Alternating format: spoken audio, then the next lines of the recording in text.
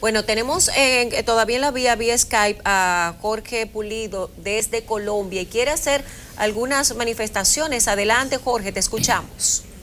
Sí, es importante aquí destacar un tema y es que este proceso de paz ha sido tan difícil porque han sido muchísimos años de la guerrilla, es como se dice la más longeva en América Latina y parte del mundo. Ujú.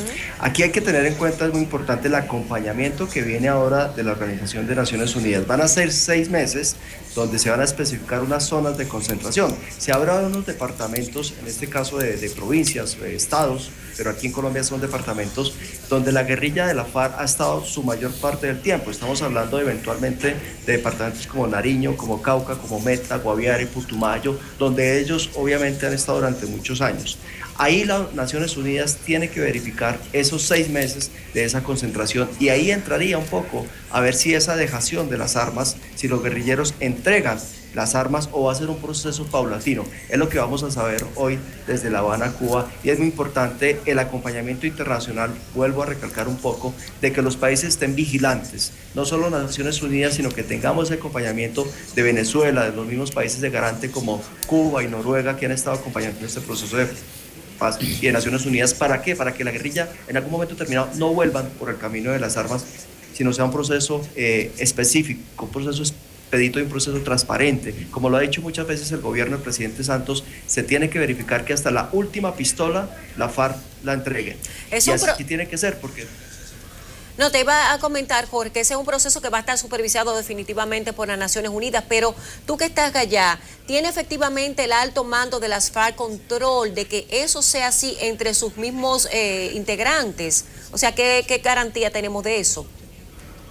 sí, digamos que la guerrilla desde La Habana ha dicho que va a ser así, eso ha sido parte de la negociación y este último punto, que es el punto del fin del conflicto, el punto 5 de esta agenda de negociaciones, por eso se han demorado tanto en los últimos meses.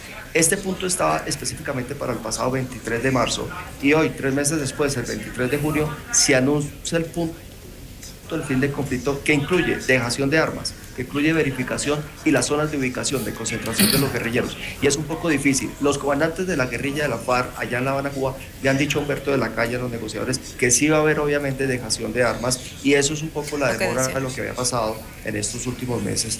Por eso, es la palabra de los comandantes de la guerrilla, que dejen obviamente las armas a un lado y que se dé obviamente. Hay dos caminos. Uno, que las armas se guarden en un sitio específico con vigilancia de las Naciones Unidas, de países internacionales. Y dos, que esas armas sean fundidas, sea de alguna manera quemadas o sean fundidas para hacer un monumento o algo así. Pero esos dos caminos todavía se tiene...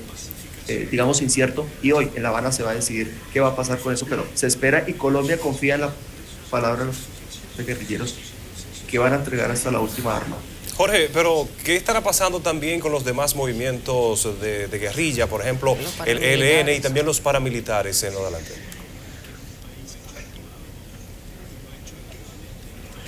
Sí, mire, es importante. Digamos que este proceso de paz con la FARC ha sido dispendioso, pero también no se puede dejar al lado grupos como el Ejército de Liberación Nacional, el ELN, y también uno de los que ha surgido en los últimos meses, que parecía que estuviera extinto, pero no fue, el Ejército Popular de Liberación, que se llama el EPL. Estos dos grupos, digamos un poco lo que han hecho y han trabajado es volver a previamente a sentarse con el gobierno. Inclusive en Venezuela hace unos meses los comandantes del Ejército de Liberación Nacional con el gobierno especificaron que estaba ya, se abría la etapa, el proceso de negociación al público abierto y que se iniciaría eventualmente en el Ecuador.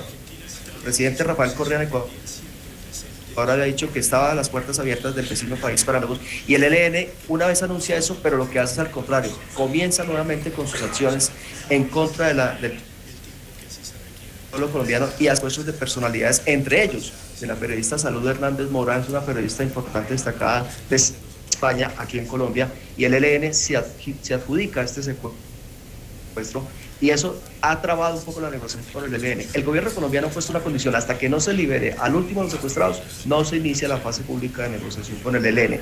Y con el EPL, digamos que está un poco al vaivén de lo que vaya a pasar con el ELN, está pegado al EPL, pero ha tenido en los últimos días lamentablemente unas incursiones terroristas como la voladora de oleoductos, como el quemar unos vehículos en las carreteras,